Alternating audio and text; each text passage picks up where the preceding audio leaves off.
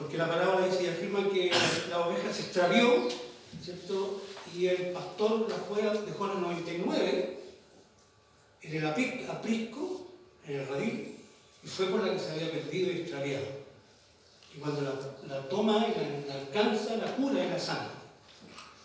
O sea, a través de ese ejemplo cotidiano, trivial o muy común, el Señor habla del reino de Dios en este caso y cómo Dios nos amó, que dejó porque yo estaba perdido. Entonces es muy común en Jesús, en los evangelios, los sinópticos, hablar de esta manera, pero Juan en especial es un evangelio, se podría decir que más esencial, más espiritual, muy profundo, muy simbólico también, como Apocalipsis. Juan habla de la luz,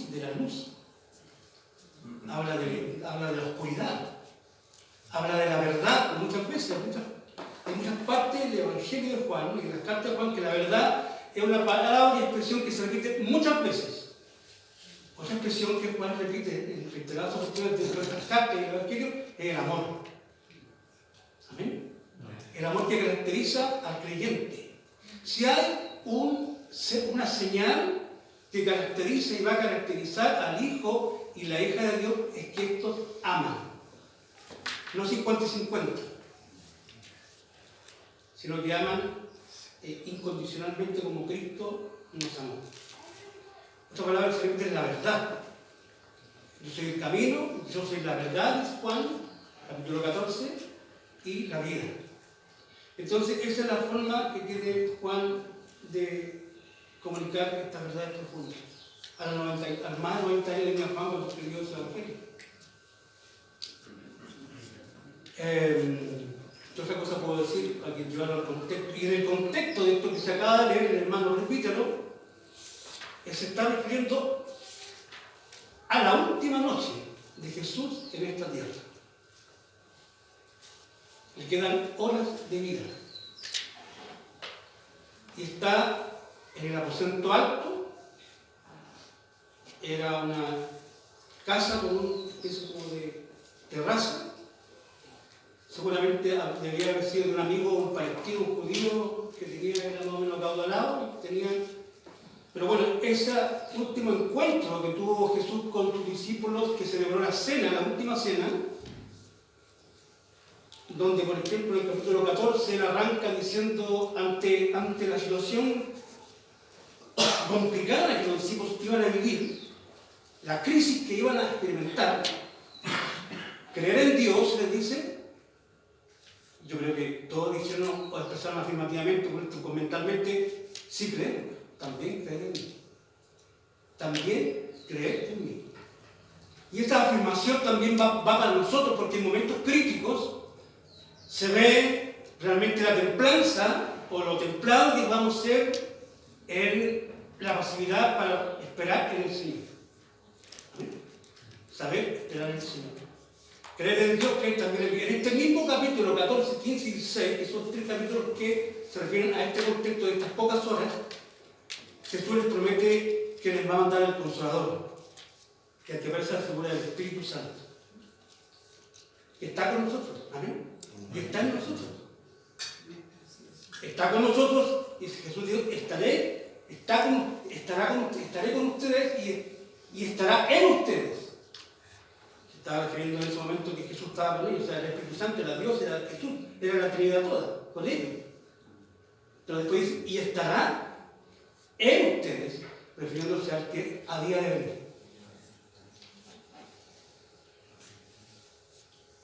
Y en el capítulo 15, el Señor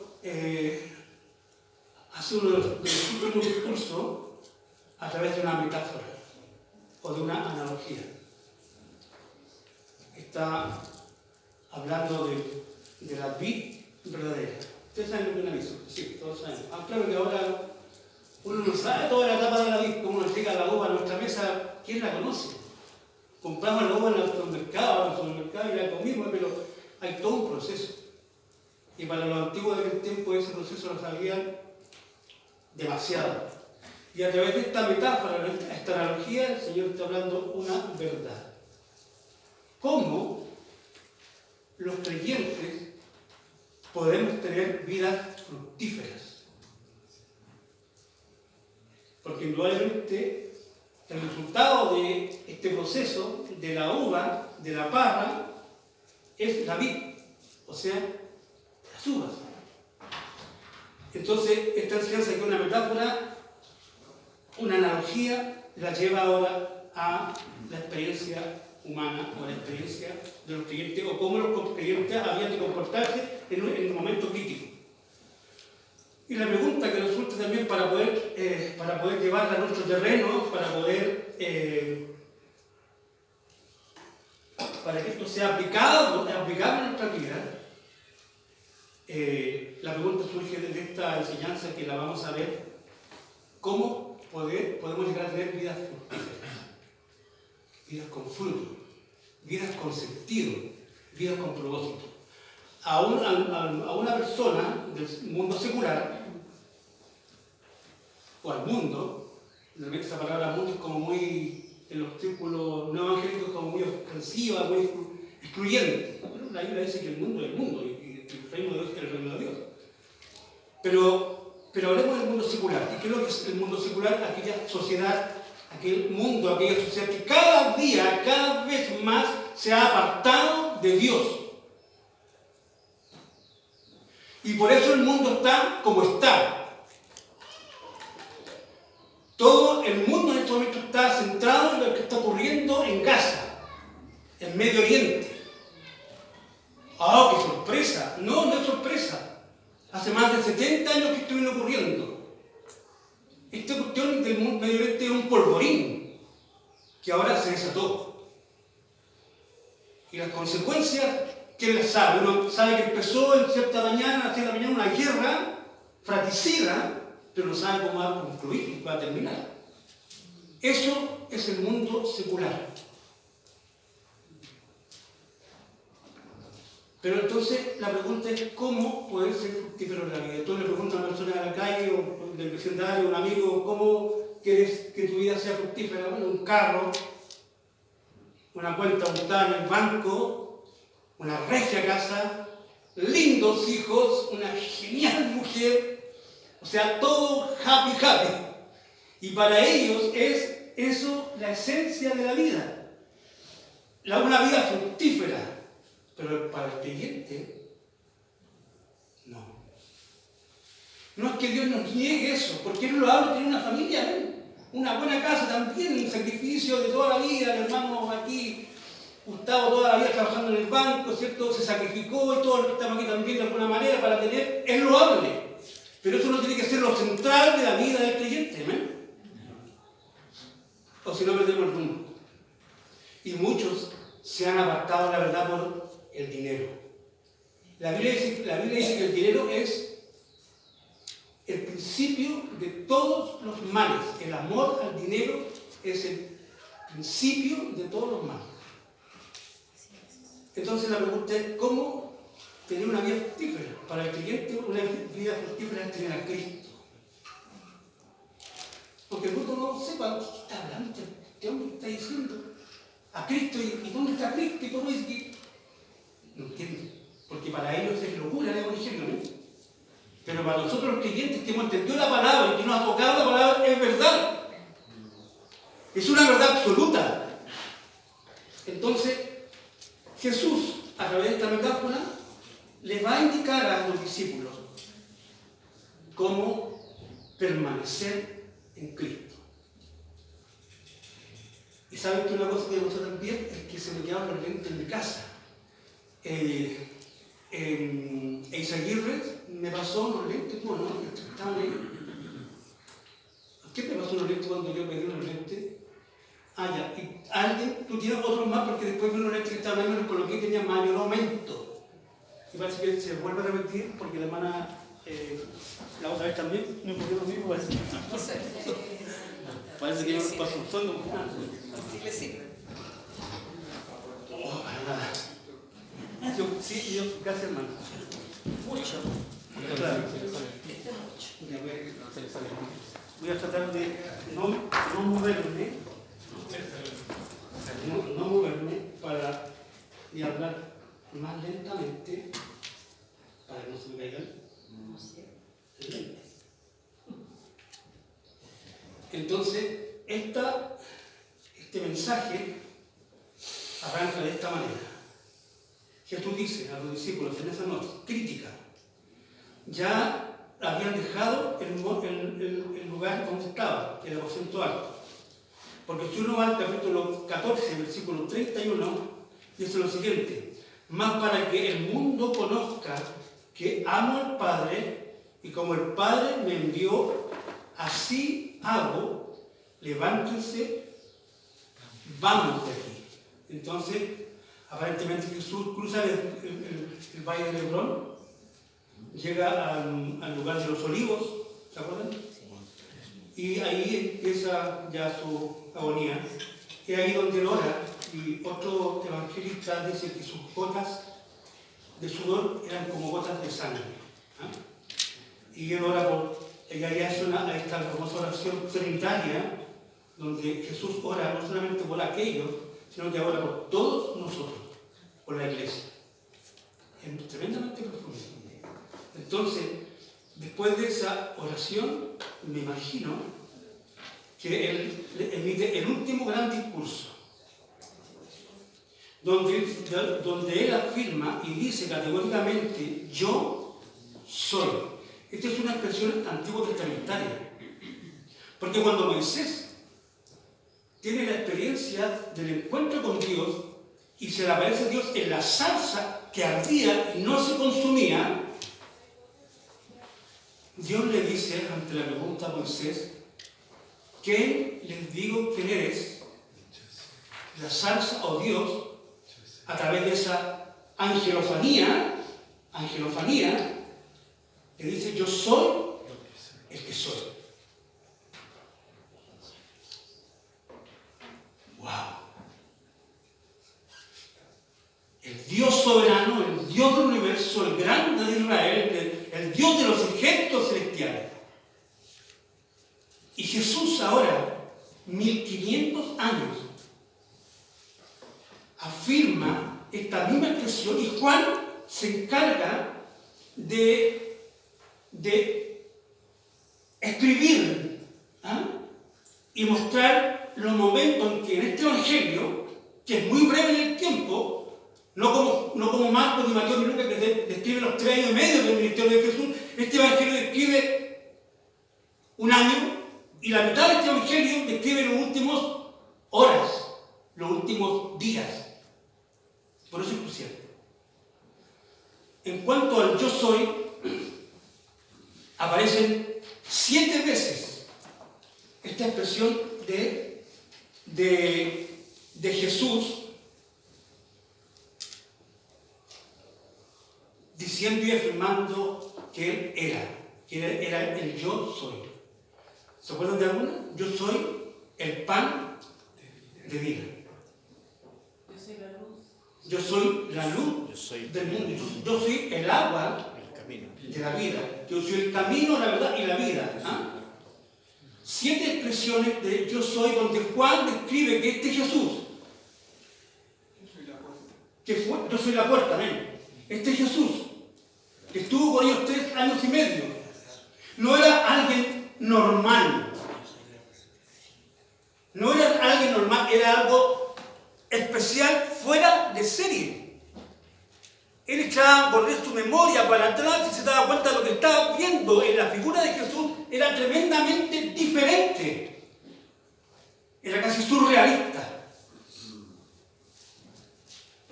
Cuando Juan describe estos 7 yo soy, está nada más ni nada menos que está describiendo el carácter de Jesús como un ser divino.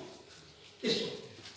Y es más, el primer capítulo de este evangelio muestra que Jesús es divino y que en Jesús estaba toda la divinidad en él. En el principio era el verbo, ¿se acuerdan? Y el verbo era Dios, y el verbo estaba con Dios. O sea que Jesús estaba con Dios en la eternidad pretérita, cara a cara. Pero Jesús no era un 50% Dios ni 80%, sino que Jesús era 100% Dios. Por eso podía hacer lo que hacía. Por eso podía multiplicar con simples panes y peces a una multitud, dándole alimento a 5.000. Por eso le buscaban por todos lados, porque era un superstar. Sanaba de la mañana a la noche, los demonios le temblaban, los muertos resucitaban.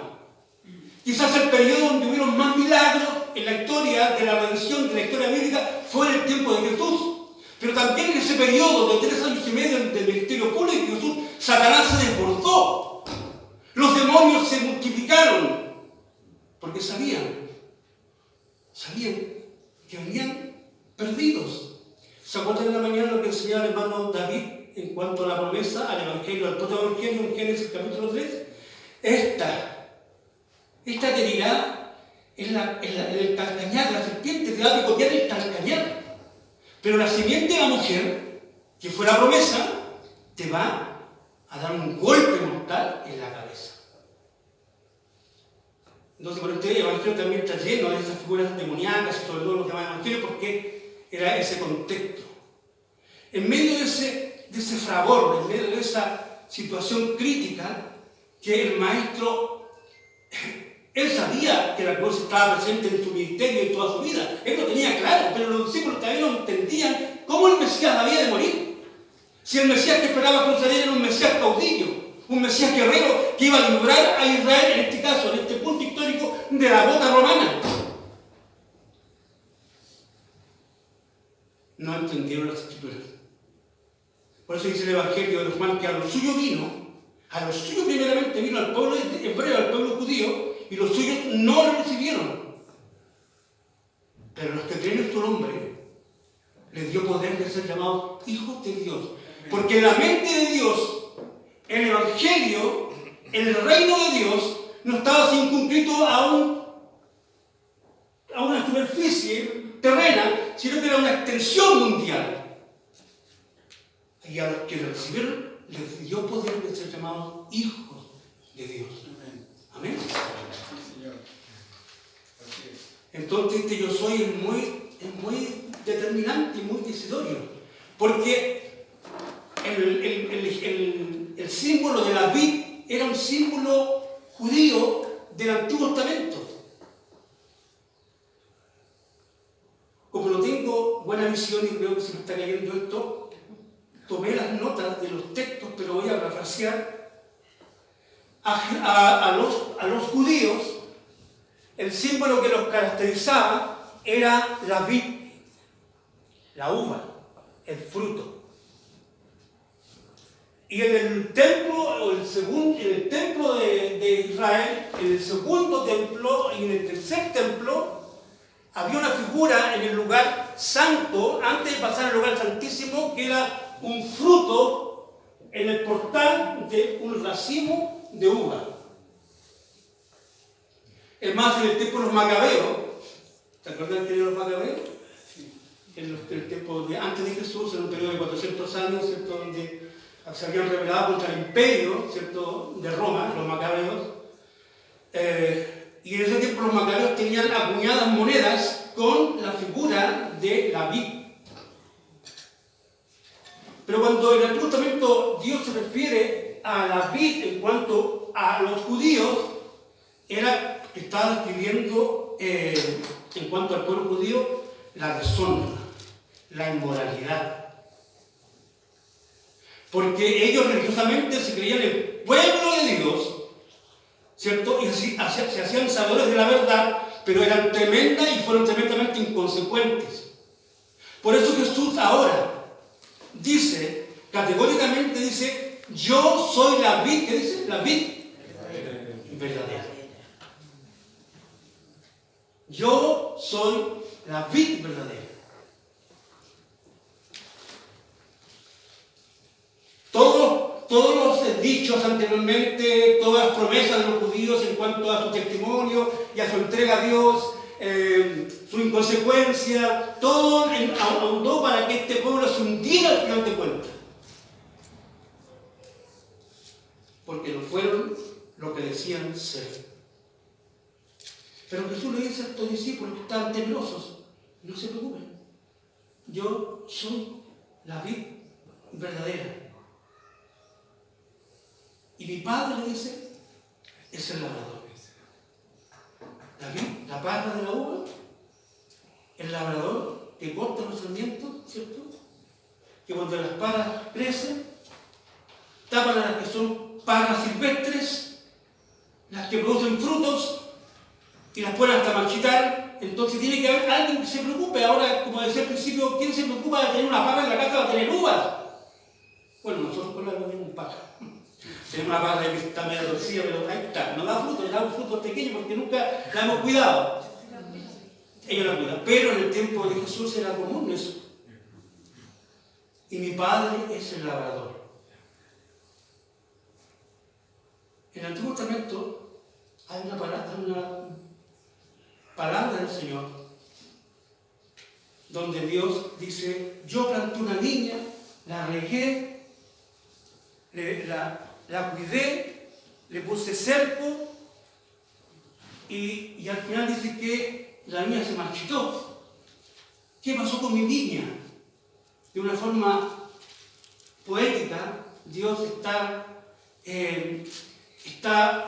expresando una molestia o un reproche a que Él cuidó a Israel, lo sacó de Egipto, lo llevó a la tierra prometida, les dio la ley y no la cuidaron. Y no la cuidaron.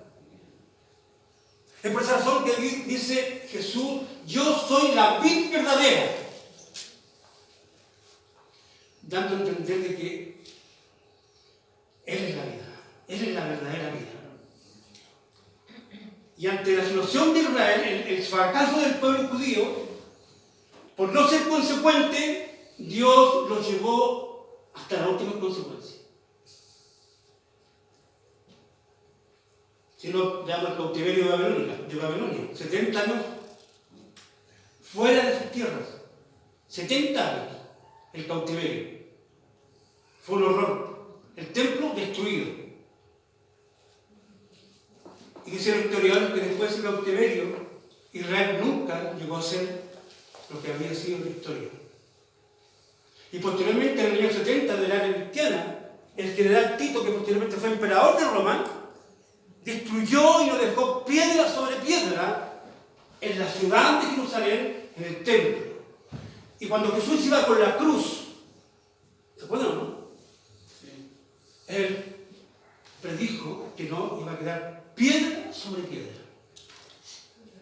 Perdón, cuando Jesús, a la pregunta de los discípulos, qué esplendorosos estos edificios, Jesús dice: no quedará piedra sobre piedra. Y 35 años después se cumple esa profecía de los labios de Jesús.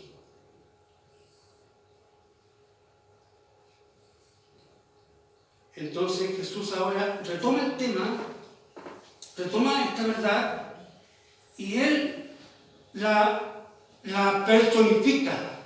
Ya no Israel, ya no el hombre, que no puede porque el hombre es finito y es un pecador, ¿cierto? No puede al final de cuentas llenar las expectativas o el estándar de Dios, porque no puede, porque es pecador, pero aún así Dios le había ofrecido misericordia a través del sacrificio expiatorio y todo lo que conocemos del pueblo de Israel, pero ahora que todo se apartó, le dio la espalda a Dios. Fue un apóstata delante del Señor, porque llegó a decir: yo no creo más en Dios. Y también hay el mismo caso. Hoy hay gente de iglesia que rechaza a Dios y dice y afirma: ya no creo en esto, ya no quiero creer en Jesús. Y no se somete a esa voluntad. En esta metáfora Jesús está describiendo que en la iglesia o en el pueblo judío, del pueblo de Israel, había verdaderas cepas y falsas cepas o falsos frutos. Amén. Uno obviamente no lo conoce, pero el Señor sabe. Sabe el Señor. Pero aquí el Señor nos está mostrando claves para darnos cuenta cómo es la realidad de la iglesia y, lo más importante, cómo estoy yo delante del Señor. O cómo estamos delante del Señor.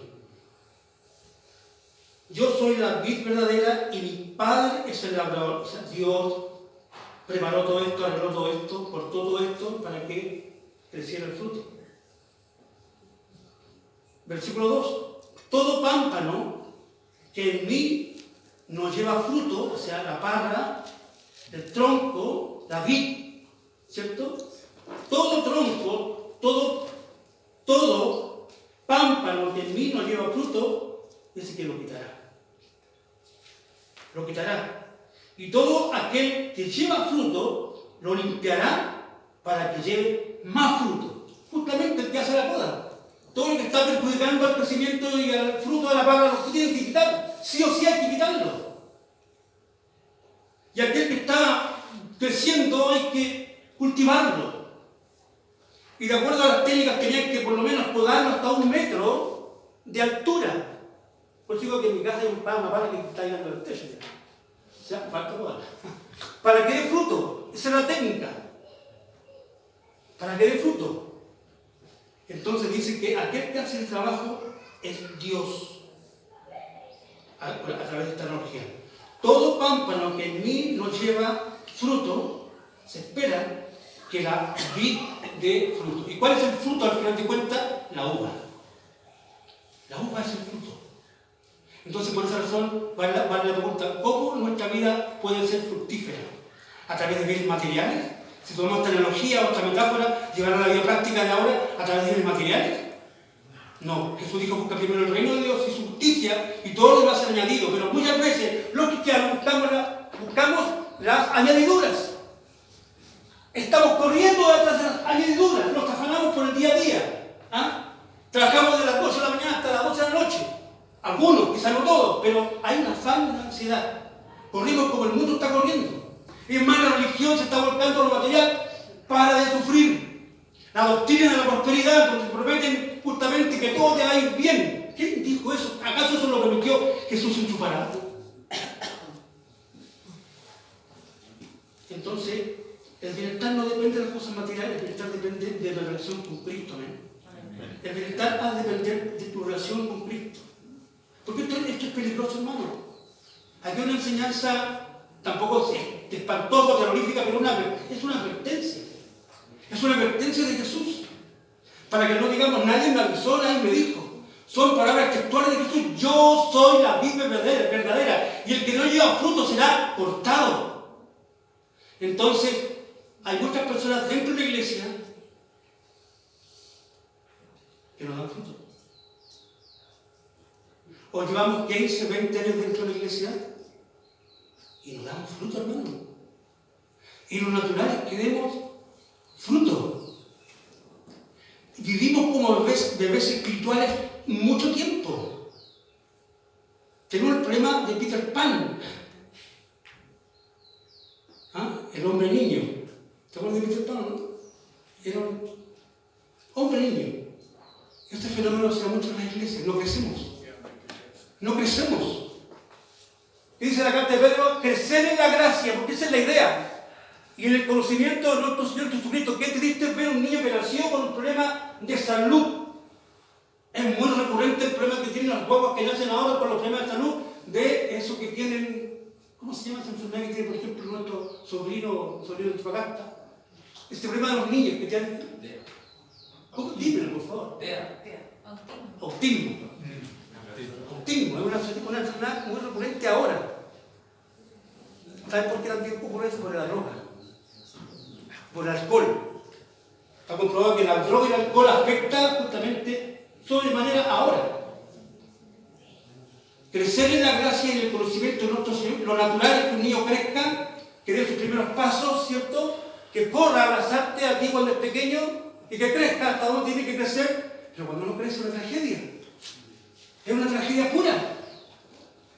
Una ave esplendorosa con sus alas desplegadas, el hecho es a devorar y no vuela, porque tiene una pata quebrada. Una tragedia pura. Cuando el creyente no crece, es una tragedia pura, no solamente para él, sino que para los que están a su alrededor, para la iglesia en su totalidad, es una tragedia. Entonces el llamado de atención aquí el Señor es que dice que Él es la vid verdadera y espera que los pámpanos den fruto, o sea que los creyentes den fruto. Frutos dignos de arrepentimiento, decía Juan el Bautista. Arrepentidos y dan frutos dignos de arrepentimiento. Gálatas que habla de los frutos del Espíritu Santo. Amor, paz, benignidad, paciencia, templanza, son frutos del Espíritu Santo. Tenemos que evidenciarlo, tenemos que darlo, si no, algo está ocurriendo mal. Aquí hay algo malo. Y si yo creo en Dios, puedo estar muy equivocado, podría estar muy apartado, hermano querido, pero si hay una pizca de Dios en mi ser, en mi corazón, una fibra de Dios, yo me voy a devolver. Yo me voy a devolver. Porque no es por mi propia justicia que yo estoy delante del Señor ahora, o estamos aquí delante del Señor, es por su propia gracia. Es por su gracia sola que yo estoy aquí en la iglesia, o que puedo testificar que soy un creyente, que pertenezco a la familia de Dios por su sola gracia, no por mérito propio. Entonces, si yo soy un cristiano que está apartado, hermano querido, que está aquí, pero está a 1000 años de distancia del Señor. Porque Jesús dijo de eso, este pueblo de labios me honra, pero su corazón está millas de mí. Cuidado. Cuidado. ¿Saben? Todos los discípulos murieron martirizados. Todos los apóstoles. Creo que el único que no murió martirizado fue Juan, porque murió el anciano de Éfeso. Juan, el apóstol, murió en Éfeso muy anciano, pero todos los demás fueron sacrificados. Fueron muertos por causa del Evangelio. ¿Dónde estaba su corazón? ¿En los placeres de este mundo? ¿En los bienes materiales? ¿Dónde estaba su vida? ¿Dónde giraba su vida? ¿Cuál era el sentido de su vida? Cristo. Cristo era el sentido de su vida. No se turbe vuestro corazón, creer en Dios también, creer en mí, porque en la casa de mi Padre muchas moradas hay. Voy pues a preparar un lugar para ustedes, dijo Jesús, para mí. Así que no se turben, no se impacienten. Esta guerra está provocando más daño todavía, que empezamos con Ucrania y ahora esta guerra fratricida. Nos tiene preocupados, obviamente que sí. Todo se va a ver complicado. Pero en medio de la presión, de la angustia y del dolor, el Señor dice que tenemos que dar frutos para Él. La templanza.